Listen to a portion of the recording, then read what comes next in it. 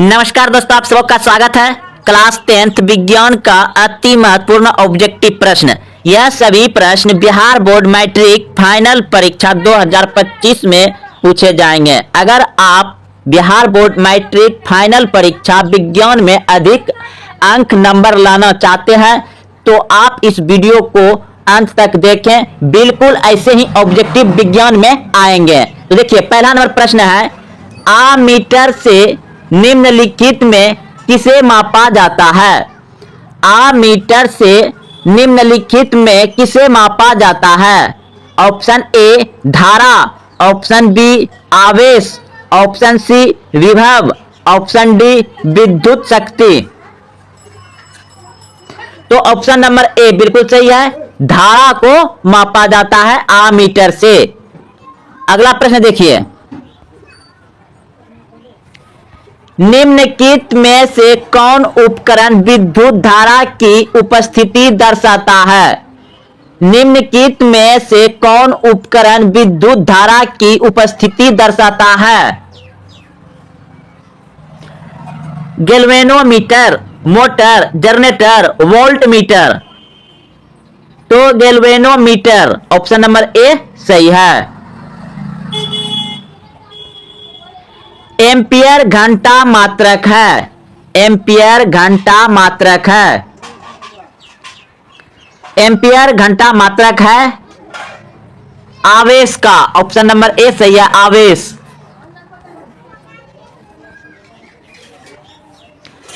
ऊर्जा का एसआई मात्रक होता है। ऊर्जा का एसआई मात्रक होता है। Option A calorie, option B joule, option C ताप, ऑप्शन डी इनमें से कोई नहीं। ऊर्जा का एसआई मात्रक होता है जूल। ऑप्शन नंबर बी सही है, जूल। आवेश का मात्रक है।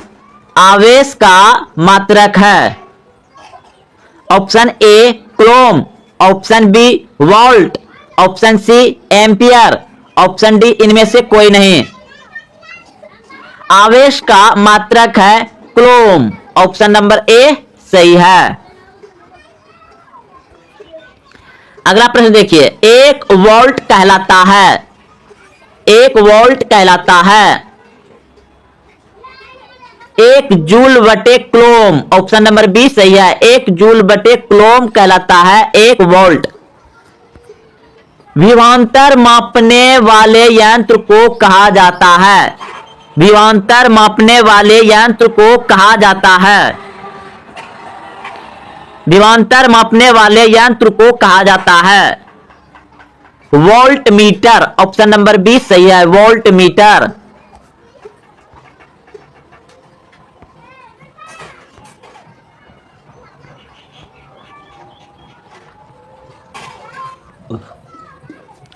किसी वस्तु का प्रतिबिंब आंख के जिस भाग पर पड़ता है वह है।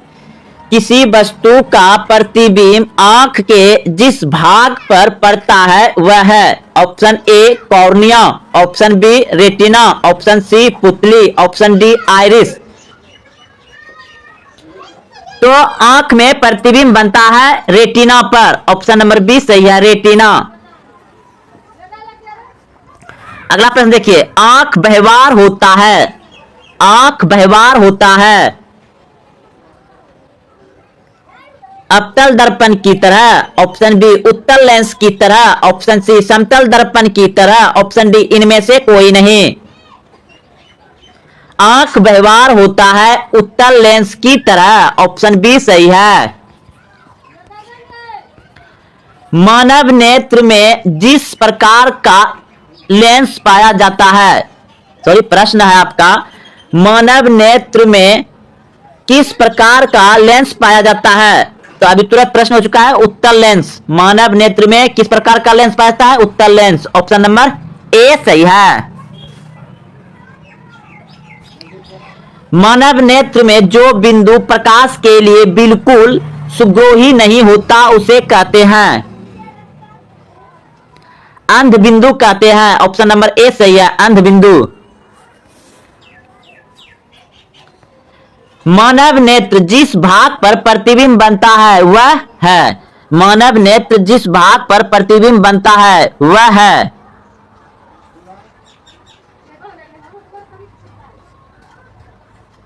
तो दृष्टपटल, ऑप्शन नंबर ए सही हो जाएगा। दृष्टपटल यानी रेटिना को ही दृष्टपटल कहा जाता है। ऑप्शन डी सही है। सामान्य नेत्र आंख की रेटिना पर बनने वाला प्रतिबिंब होता है। सामान्य नेत्र आंख की रेटिना पर बनने वाला प्रतिबिंब होता है।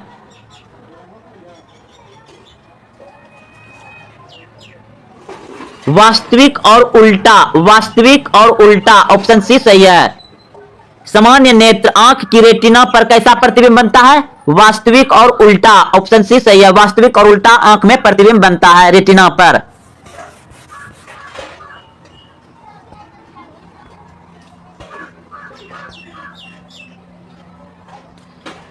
विद्युत शक्ति का एसआई मात्रक है। विद्युत शक्ति का एसआई मात्रक है। विद्युत शक्ति का एसआई मात्रक है वाट। ऑप्शन नंबर ए सही है, वाट।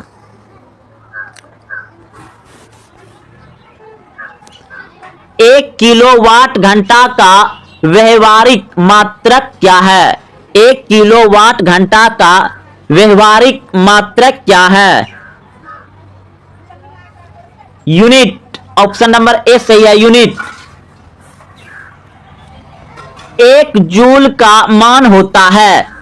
एक जूल का मान होता है।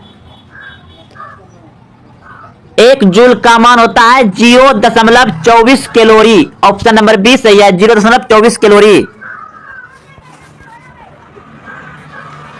रेटिना पर किसी वस्तु का उल्टा तथा वास्तविक प्रतिबिंब किसके द्वारा बनता है? अभिनेत्र लेंस। ऑप्शन नंबर सी सही है। निम्नलिखित में से कौन नेत्र का रंगीन भाग होता है? निम्नलिखित में से कौन नेत्र का रंगीन भाग होता है? परितारिका, परितारिका। ऑप्शन नंबर सी सही है। एक स्वस्थ आंख के लिए स्पष्ट दृष्टि की अधिकतम दूरी। एक स्वस्थ आंख के लिए स्पष्ट दृष्टि की अधिकतम दूरी। अधिकतम पूछा जाए तो अनंत। अधिकतम पूछा जाए तो अनंत और निकटतम पूछा जाए तो 25 सेमी होगा। निकटतम 25 सेमी और अधिकतम पूछेगा तो अनंत। ऑप्शन नंबर डी सही है, अनंत। सूर्य से आने वाला प्रकाश पुंज कैसा है? सूर्य से आने वाला प्रकाश पुंज कैसा है? सूर्य से आने वाला प्रकाश पुंज कैसा है? समांतर प्रकाश पुंज है। समांतर प्रकाश पुंज है। ऑप्शन नंबर सी सही है, समांतर प्रकाश पुंज। प्रकाश की किरणें गमन करती है। प्रकाश की किरणें गमन करती है। प्रकाश की किरणें गमन करती है सीधी रेखा में। ऑप्शन नंबर ए सही है, सीधी रेखा में। प्रकाश के परावर्तन के कितने नियम हैं? प्रकाश के परावर्तन के कितने नियम हैं? 2। ऑप्शन नंबर बी सही है, 2। फोकस पर अभिसारित करने वाले किरण पुंज परावर्तन के बाद समांतर हो जाता है। फोकस पर अभिसारित करने वाला किरण पुंज परावर्तन के बाद समांतर हो जाता है। अवतल दर्पण से। ऑप्शन नंबर ए सही है। समतल दर्पण द्वारा बना प्रतिबिंब सदा, यानी कि समतल दर्पण द्वारा बना प्रतिबिंब हमेशा होता है आभासी और सीधा। ऑप्शन नंबर बी सही है। अगला प्रश्न है, प्रकाश की किरणें गमन करती है। प्रकाश की किरणें गमन करती है तो सीधी रेखा में। ऑप्शन नंबर ए सही है। प्रकाश के परावर्तन के कितने नियम हैं? प्रकाश के परावर्तन के कितने नियम हैं? 2। ऑप्शन नंबर बी सही है। F = R/2 सत्य है केवल, तो F बराबर R/2 अवतल दर्पण में और उत्तल दर्पण में, दोनों में। ऑप्शन नंबर सी सही है, ऑप्शन नंबर सी सही है, ए और बी दोनों। प्रश्न है, किसी बीम का अवतल दर्पण द्वारा बना प्रतिबिंब आभासी, सीधा तथा बीम से बड़ा पाया गया वस्तु की स्थिति कहां होनी चाहिए? तो ऑप्शन नंबर डी बिल्कुल सही है, दर्पण के ध्रुव तथा मुख्य फोकस के बीच होनी चाहिए। दर्पण की चौड़ाई को दर्पण का कहा जाता है, दर्पण की चौड़ाई को दर्पण का कहा जाता है द्वारक। ऑप्शन नंबर बी सही है, द्वारक कहा जाता है। किसी दर्पण का उपयोग सामान्यतः वाहनों का पार्श्व दृश्य दर्पण के रूप में किया जाता है। किसी दर्पण का उपयोग सामान्यतः वाहनों का पार्श्व दृश्य दर्पणों के रूप में किया जाता है। उत्तल दर्पण, ऑप्शन नंबर सी सही है। दाढ़ी बनाने में किस प्रकार के दर्पण का उपयोग किया जाता है? दाढ़ी बनाने में किस प्रकार के दर्पण का उपयोग किया जाता है? तो अवतल दर्पण, ऑप्शन नंबर ए सही है, अवतल दर्पण। गोलीय दर्पण की वक्रता त्रिज्या 40 सेंटीमीटर हो तो उसकी फोकस दूरी क्या होगी? गोलीय दर्पण की वक्रता त्रिज्या 40 सेंटीमीटर हो तो उसकी फोकस दूरी क्या होगी? तो आधी हो जाएगी। ऑप्शन नंबर सी बिल्कुल सही है, 20 सेमी हो जाएगा, 20 सेमी। अगला प्रश्न है, निम्न में से किस दर्पण की फोकस दूरी धनात्मक होती है? निम्न में से किस दर्पण की फोकस दूरी धनात्मक होती है? ऑप्शन नंबर बी बिल्कुल सही है, उत्तल दर्पण की फोकस दूरी धनात्मक होती है। उत्तल दर्पण की फोकस दूरी धनात्मक होती है। रोगियों के नाक, कान, गाल आदि की जांच के लिए डॉक्टर प्रयोग करते हैं। रोगियों के नाक, कान, गले आदि की जांच के लिए डॉक्टर प्रयोग करते हैं। अवतल दर्पण, ऑप्शन नंबर ए सही है, अवतल दर्पण। निम्न में से किस लेंस की फोकस दूरी धनात्मक होती है? उत्तल लेंस की फोकस दूरी धनात्मक होती है, ऑप्शन नंबर बी सही है। किस अवतल लेंस के लिए फोकस दूरी होती है? किस अवतल लेंस के लिए फोकस दूरी होती है?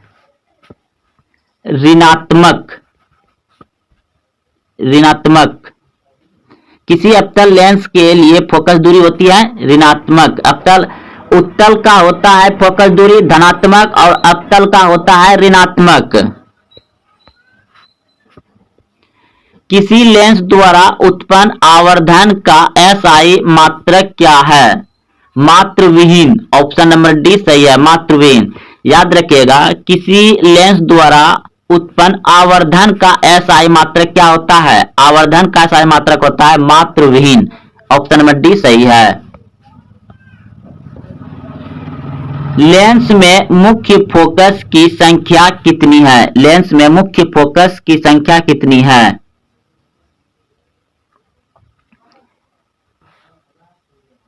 2, ऑप्शन नंबर ए सही है, 2। लेंस में मुख्य फोकस की संख्या कितनी होती है? 2, ऑप्शन नंबर ए सही है। निम्नलिखित में किस माध्यम में प्रकाश की चाल सबसे अधिक है? प्रकाश की चाल सबसे अधिक है निर्वात में, ऑप्शन नंबर डी सही है। निम्नलिखित में कौन लेंस की क्षमता का मात्रक है? निम्नलिखित में कौन लेंस की क्षमता का मात्रक है? डायोप्टर, ऑप्शन नंबर सी सही है, डायोप्टर। निम्नलिखित में से किसका अपवर्तनांक सबसे अधिक होता है? सबसे अधिक होता है निम्नलिखित यानी कि नीचे जो 4 ऑप्शन दिए गए इन 4 में से किसका सबसे ज्यादा अपवर्तनांक अधिक है? तो हीरा, ऑप्शन नंबर डी सही है, हीरा का सबसे अधिक अपवर्तनांक होता है। निम्नलिखित में से किस लेंस को अभिसारी लेंस कहते हैं? निम्नलिखित में से किस लेंस को अभिसारी लेंस कहते हैं? उत्तल, ऑप्शन नंबर ए सही है। उत्तल लेंस को अभिसारी लेंस कहते हैं। निम्नलिखित में से कौन लेंस का आवर्धन m होता है? तो m बराबर होता है v/u। ऑप्शन नंबर डी सही है। प्रकाश संश्लेषण के समय हरे पौधे कौन सी गैस छोड़ती है? प्रकाश संश्लेषण के समय हरे पौधे कौन सी गैस छोड़ती है? और याद रखिए प्रकाश संश्लेषण कब होता है? तो सिर्फ दिन में होता है और सबसे अधिक होता है सुबह शाम लाल प्रकाश में प्रकाश संश्लेषण। तो इस प्रश्न का उत्तर हो जाएगा आपका ऑप्शन नंबर सी, बिल्कुल सही है। सी, ऑप्शन नंबर सी बिल्कुल सही है। O2 यानी ऑक्सीजन छोड़ता है। अगला प्रश्न देखिए, संसार का सबसे कठोरतम पदार्थ कौन सा है? संसार का सबसे कठोरतम पदार्थ कौन सा है? तो पदार्थ पूछा गया है तो हीरा हो जाएगा। ऑप्शन नंबर ए सही है। संसार का सबसे कठोरतम पदार्थ है हीरा। ऑप्शन नंबर ए सही है। एक अश्व शक्ति बराबर कितना वाट होता है? एक अश्व शक्ति बराबर कितना वाट होता है? 746 वाट। ऑप्शन नंबर सी सही है। 746 वाट होता है एक अश्व शक्ति बराबर। तड़ित चालक के खोज किसने किया था? तड़ित चालक के खोज किसने किया था? बेंजामिन फ्रैंकलिन ने किया था। ऑप्शन नंबर सी सही है। बेंजामिन फ्रैंकलिन ने किया था तड़ित चालक की खोज। विश्व जल दिवस किस तिथि को मनाया जाता है? विश्व जल दिवस किस तिथि को मनाया जाता है? 22 मार्च। ऑप्शन नंबर ए सही है। 22 मार्च। लेक्टोमीटर से किसकी शुद्धता मापी जाती है? लेक्टोमीटर से किसकी शुद्धता मापी जाती है? दूध। ऑप्शन नंबर ए सही है। दूध। लेक्टोमीटर से किसकी शुद्धता मापी जाती है? दूध। यह प्रश्न हो गया। यूरेनियम की खान कहां पर स्थित है? यूरेनियम की खान कहां पर स्थित है?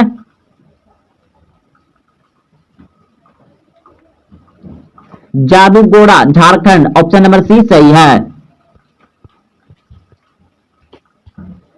हैजा रोग किसके कारण होती है? हैजा रोग किसके कारण होती है?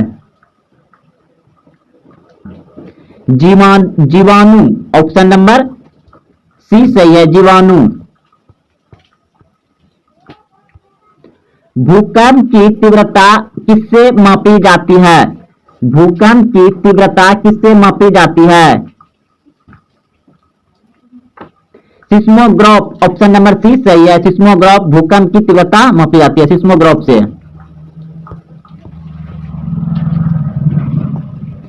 एक अश्व शक्ति यानी एक HP बराबर कितना होता है? तो 746 वाट। ऑप्शन नंबर सी। यह प्रश्न भी हो चुका है। एक अश्व शक्ति बराबर 746 वाट।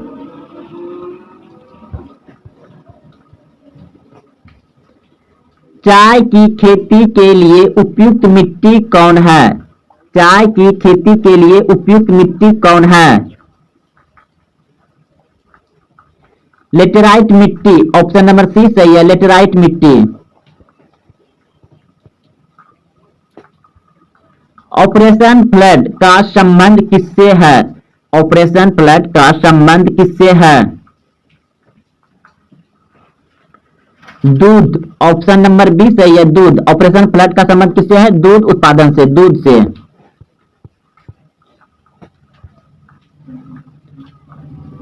सौर मंडल की खोज किसने किया था? सौर मंडल की खोज किसने किया था? कोपरनिकस। ऑप्शन नंबर डी सही है। कोपरनिकस ने सौर मंडल की खोज किया था। ऑप्शन डी सही है।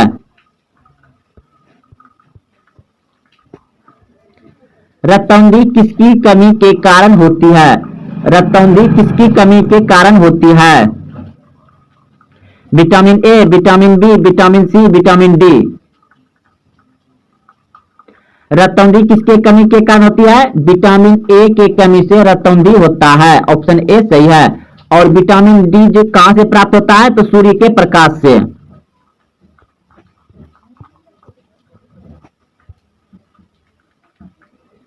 चेचक रोग किसके कारण होता है? चेचक रोग किसके कारण होता है?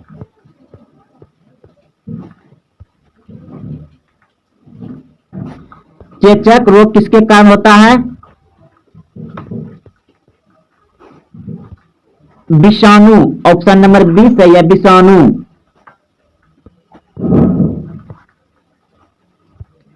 रक्त का शुद्धिकरण कौन करता है? रक्त का शुद्धिकरण कौन करता है?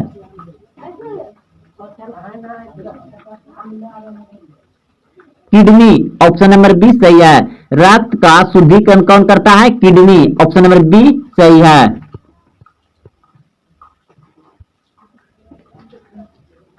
भाप इंजन की खोज किसने की? भाप इंजन की खोज किसने की?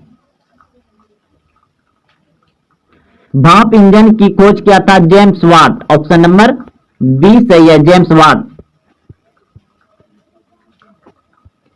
एलपीजी में मुख्यतः कौन सा गैस उपस्थित रहता है? एलपीजी में मुख्यतः कौन सा गैस उपस्थित रहता है? एलपीजी में मुख्यतः कौन सा गैस उपस्थित रहता है? ब्यूटेन। ऑप्शन नंबर ए सही है, ब्यूटेन। बेकिंग सोडा का रासायनिक सूत्र क्या है? बेकिंग सोडा का रासायनिक सूत्र क्या है?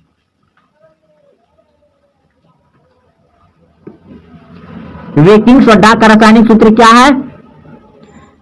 NaHCO3।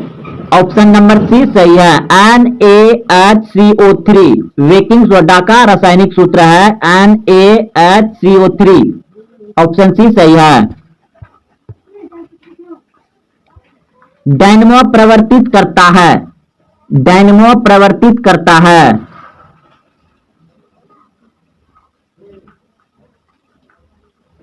यांत्रिक ऊर्जा को विद्युत ऊर्जा में। ऑप्शन सी सही है। यांत्रिक ऊर्जा को विद्युत ऊर्जा में डायनमो प्रवर्तित करता है। ऑप्शन सी सही है। भारी जल का आणविक सूत्र क्या है? भारी जल का आणविक सूत्र क्या है? भारी जल का आणविक सूत्र है D2O। D2O। Option number C सही है। आमीटर से निम्नलिखित में किसे मापा जाता है? आमीटर से निम्नलिखित में किसे मापा जाता है? ऑप्शन ए धारा, ऑप्शन बी आवेश, ऑप्शन सी विभव, ऑप्शन डी विद्युत शक्ति। तो ऑप्शन नंबर ए बिल्कुल सही है, धारा को मापा जाता है आमीटर से। अगला प्रश्न देखिए, निम्नलिखित में से कौन उपकरण विद्युत धारा की उपस्थिति दर्शाता है? निम्नलिखित में से कौन उपकरण विद्युत धारा की उपस्थिति दर्शाता है? Galvanometer, motor, generator, volt meter. तो गैल्वेनोमीटर। ऑप्शन नंबर ए सही है। एम्पियर घंटा मात्रक है। एम्पियर घंटा मात्रक है। एम्पियर घंटा मात्रक है आवेश का। ऑप्शन नंबर ए सही है, आवेश।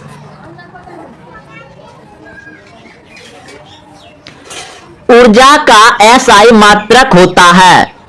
ऊर्जा का एसआई मात्रक होता है। Option A calorie, option B joule, option C ताप, ऑप्शन डी इनमें से कोई नहीं। ऊर्जा का एसआई मात्रक होता है जूल। ऑप्शन नंबर बी सही है, जूल। आवेश का मात्रक है। आवेश का मात्रक है? Option A coulomb, option B volt, option C ampere, option D इनमें से कोई नहीं। आवेश का मात्रक है कूलॉम, ऑप्शन नंबर ए सही है। अगला प्रश्न देखिए, एक वोल्ट कहलाता है, एक वोल्ट कहलाता है एक जूल बटे कूलॉम, ऑप्शन नंबर बी सही है। एक जूल बटे कूलॉम कहलाता है एक वोल्ट। विभवांतर मापने वाले यंत्र को कहा जाता है? विभवांतर मापने वाले यंत्र को कहा जाता है? विभवांतर मापने वाले यंत्र को कहा जाता है volt metre, option number B सही है, वोल्ट मीटर।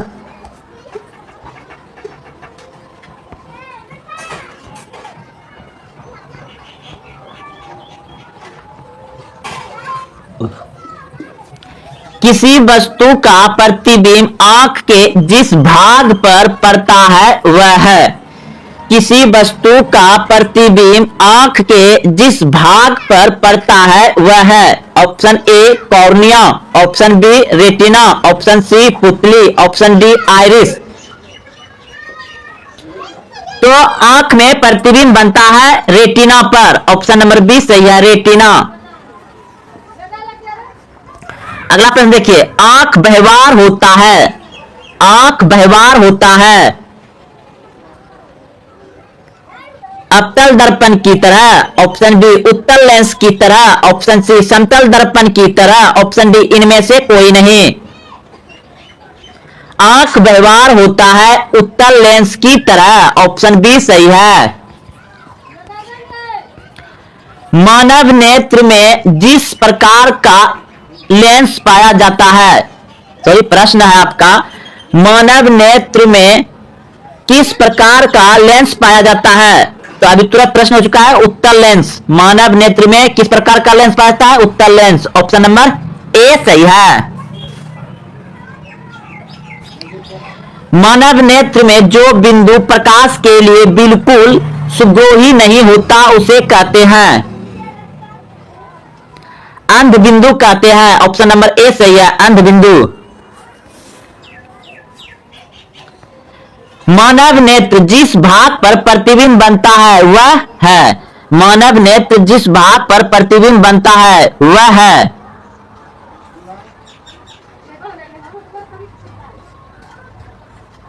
तो दृष्टपटल, ऑप्शन नंबर ए सही हो जाएगा, दृष्टपटल, यानी रेटिना को ही दृष्टपटल कहा जाता है, ऑप्शन डी सही है। सामान्य नेत्र आंख की रेटिना पर बनने वाला प्रतिबिंब होता है। सामान्य नेत्र आंख की रेटिना पर बनने वाला प्रतिबिंब होता है।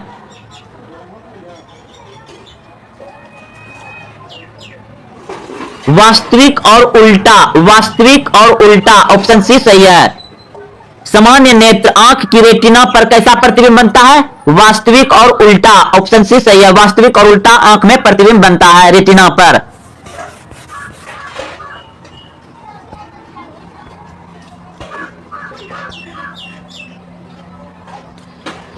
विद्युत शक्ति का एसआई मात्रक है, विद्युत शक्ति का एसआई मात्रक है, विद्युत शक्ति का एसआई मात्रक है वाट, ऑप्शन नंबर ए सही है, वाट।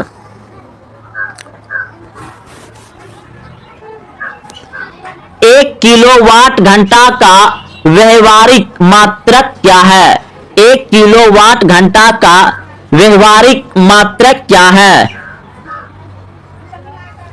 यूनिट, ऑप्शन नंबर ए सही है, यूनिट।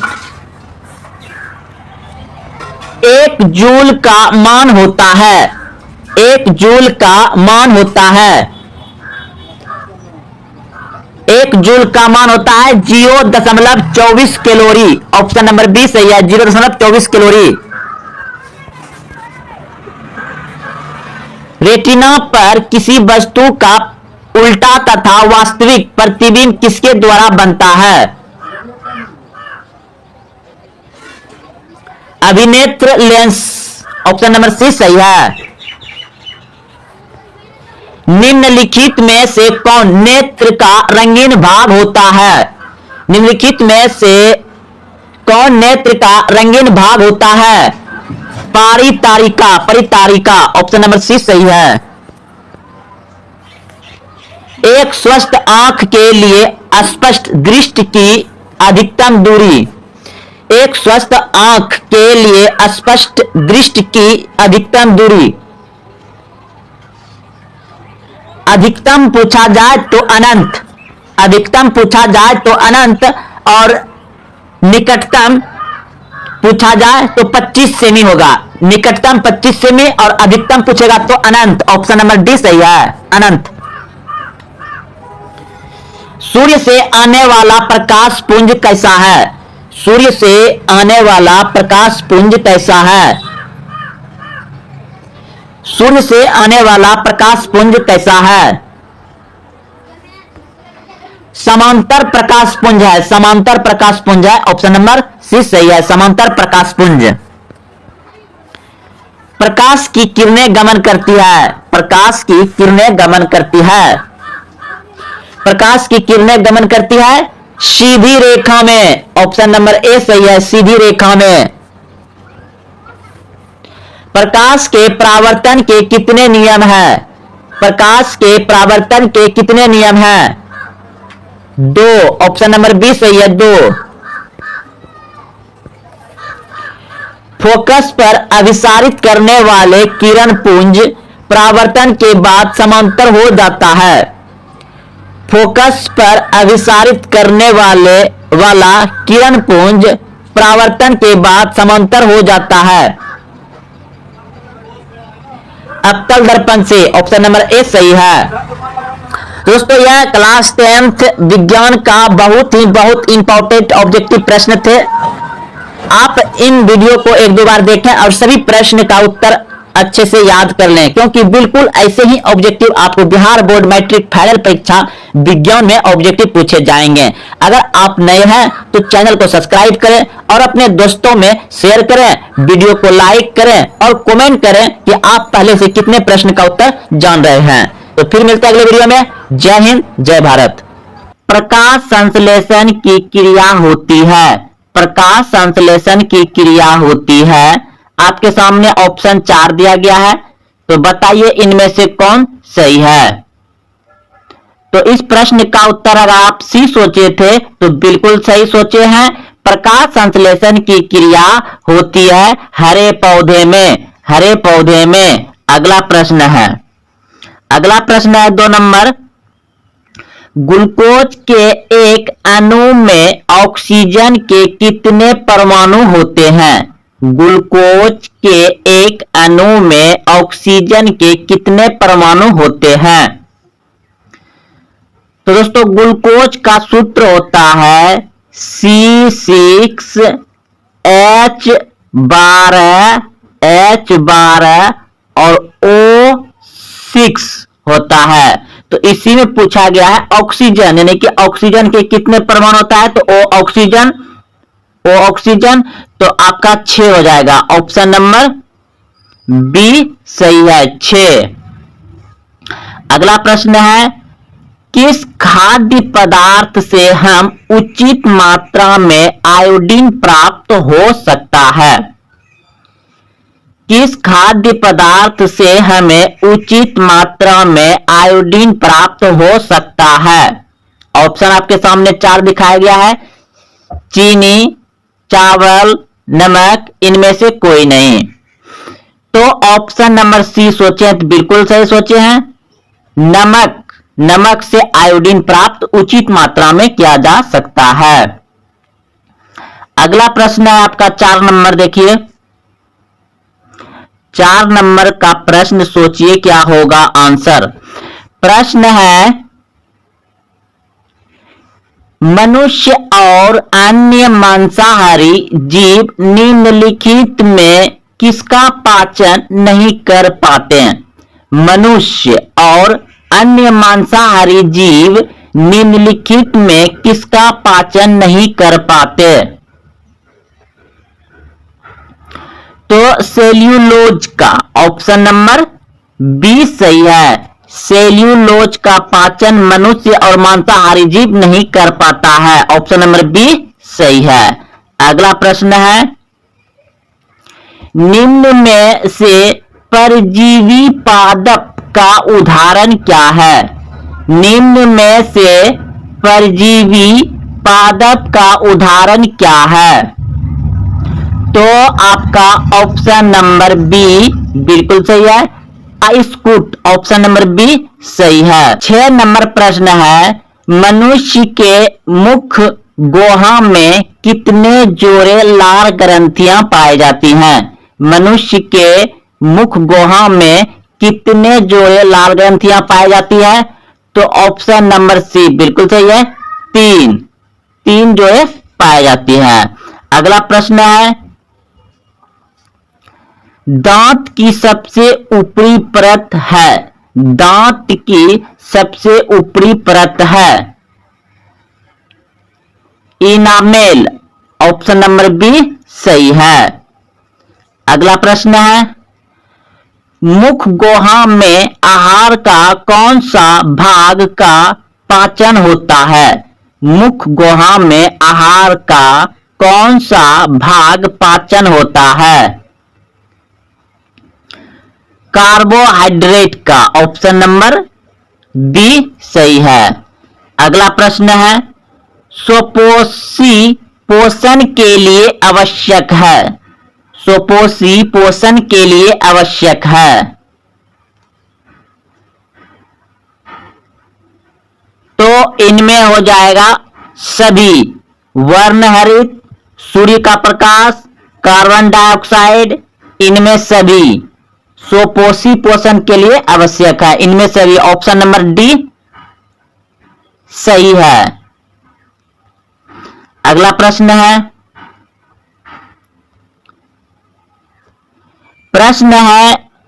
प्रकाश संश्लेषण क्रिया में ऑक्सीजन बाहर निकालता है, प्रकाश संश्लेषण क्रिया में ऑक्सीजन बाहर निकालता है। तो ऑप्शन नंबर बी बिल्कुल सही है, CO2 से। अगला प्रश्न है, मैग्नीशियम पाया जाता है, मैग्नीशियम पाया जाता है।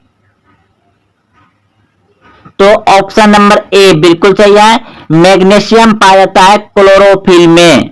ऑप्शन नंबर ए सही है। अगला प्रश्न है,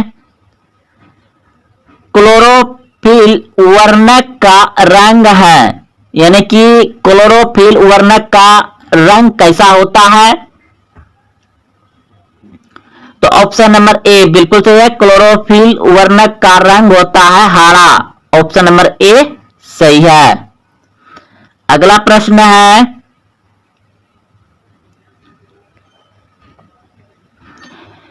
कवक में पोषण की कौन सी विधि है? कवक में पोषण की कौन सी विधि है? मितजीवी। ऑप्शन नंबर बी सही है, मितजीवी। अगला प्रश्न है, सरीगली चीजों पर पोषित होने वाले पौधे क्या कहलाते हैं?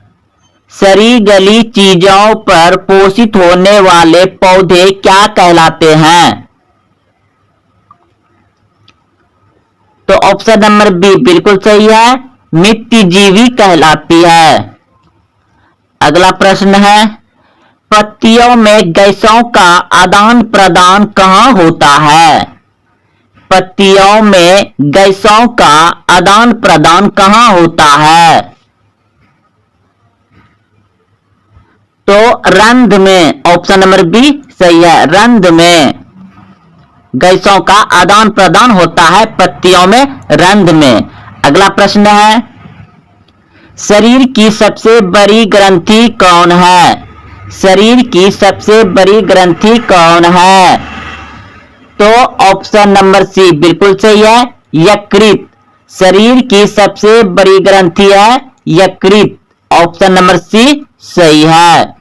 अगला, निम्न में सबसे तेज हृदय धड़कन किसका होता है? निम्न में सबसे तेज हृदय धड़कन किसका होता है? तो ऑप्शन नंबर बी बिल्कुल सही है, चूहा का हृदय धड़कन सबसे तेज होता है। ऑप्शन नंबर बी सही है। अगला प्रश्न है, फ्लोएम उत्तकों द्वारा कार्बोहाइड्रेट का परिवहन होता है। फ्लोएम उत्तकों द्वारा कार्बोहाइड्रेट का परिवहन होता है। तो ऑप्शन नंबर डी बिल्कुल सही है, सुक्रोज के रूप में, सुक्रोज के रूप में होता है। अगला प्रश्न है, रक्त क्या है? रक्त क्या है? तो रक्त उत्तक है। ऑप्शन नंबर ए सही है, रक्त उत्तक है। और रक्त का पीएच मान कितना होता है? 7.4 होता है। रक्त क्या है? क्षारीय है। जिसका भी पीएच मान 7 से अधिक होता है वह क्षारीय होता है, और जिसका 7 से कम होता है अम्लीय होता है, और जिसका 7 पीएच मान होता है वह उदासीन होता है। तो रक्त क्या है? उत्तक है। रक्त मतलब रक्त जो है कि क्षारीय भी होता है, और रक्त का पीएच मान होता है 7.4। अगला प्रश्न देखिए, चालनी नालिकाएं पाई जाती है। चालनी नालिकाएं पाई जाती है फ्लोएम में। ऑप्शन नंबर सी सही है, फ्लोएम में पाई जाती है।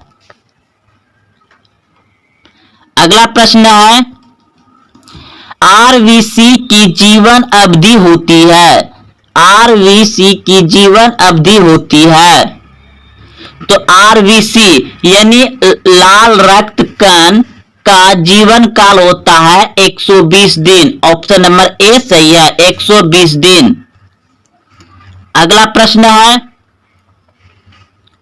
मानव हृदय घिरा हुआ है। मानव हृदय घिरा हुआ है। तो ऑप्शन नंबर ए बिल्कुल सही है, पेरिकार्डियम। ऑप्शन नंबर ए सही है। अगला प्रश्न है, ऑक्सीजन का वाहक कौन है? ऑक्सीजन का वाहक कौन है?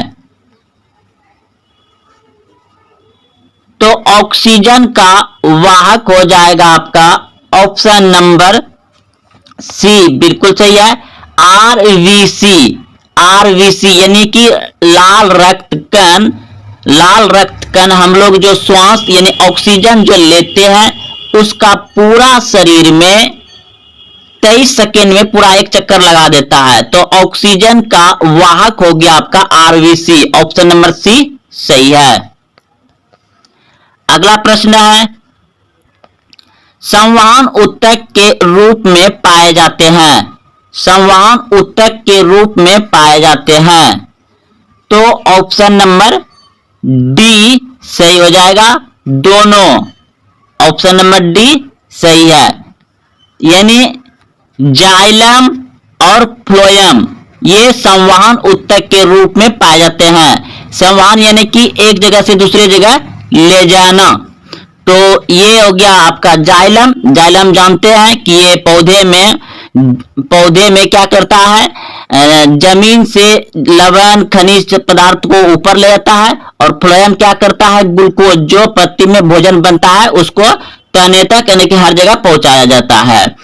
तो समझ गए हैं कि दोनों है इसमें। अगला प्रश्न, भोज्य पदार्थ का परिवहन किनके द्वारा होता है? भोज्य पदार्थ का परिवहन किनके द्वारा होता है? तो दोस्तों वितरक बताएं, फ्लोएम के द्वारा होता है भोज्य पदार्थ का परिवहन। ऑप्शन नंबर ए सही है। अगला प्रश्न है, रक्त का कौन से अवयव घायल स्थान से रक्त स्राव के मार्ग को रक्त का थक्का बनाकर अवरुद्ध करता है? रक्त का कौन से अवयव घायल स्थान से रक्त स्राव के मार्ग को रक्त का थक्का बनाकर अवरुद्ध करता है? यानी कि जब कोई मनुष्य घायल होता है तो घायल स्थान से जो रक्त स्राव होता है यानी कि रक्त जो निकलता है उसको थक्का बना करके उसको खून को बहने से बंद कर देता है। तो ये कौन करता है? तो ऑप्शन नंबर सी बिल्कुल सही है, प्लेलेटिक्स करता है। ऑप्शन नंबर सी सही है। अगला प्रश्न है